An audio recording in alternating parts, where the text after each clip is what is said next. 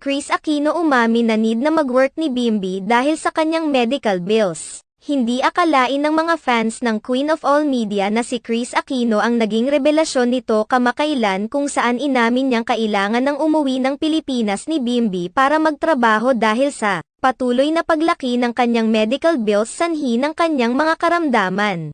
Kamakailan lamang ay nagbigay ng update si Kris Aquino patungkol sa kanyang kasalukuyang health conditions kung saan inamin niyang hindi mabuti ang kanyang kalagayan at mayroon pa siyang na-develop na panibago na namang autoimmune disease bukod pa sa mga nauna na niyang autoimmune diseases.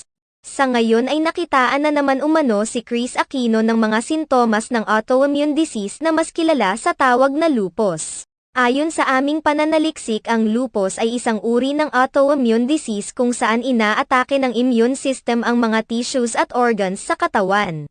Maaari umano itong humantong sa pamamaga sa ibang bahagi ng katawan, partikular na sa joints, skins, kidney, heart, lungs, blood cells at brain. Gayunpaman, sa lahat ng mga paghihirap na kanyang pinagdadaanan, ipinangako niyang hindi siya sasuko alang-alang sa kanyang 2 anak at sa lahat ng mga taong nagmamahal sa kanya.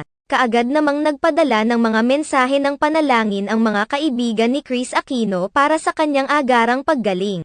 Samantala, sa comment section ng kanyang post, naisiwalat ni Kris Aquino na maaaring umuwi sa Pilipinas ang bunsong anak niyang si Bimbi pagkatapos ng birthday niya sa darating na February 14 dahil kailangan nitong magtrabaho.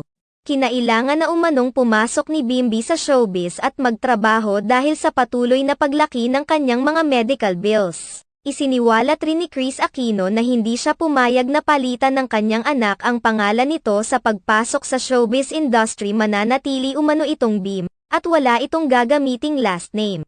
Dahil sa revelasyong ito ni Kris Aquino, tila namulat ang mata ng maraming mga netizens na maging ang pamilya ni Kris Aquino na kilalang nagmula sa mayamang angkan ng bansa ay nagigipit rin sa pera, lalo na ngayong tinamaan ito ng malubhang mga karamdaman.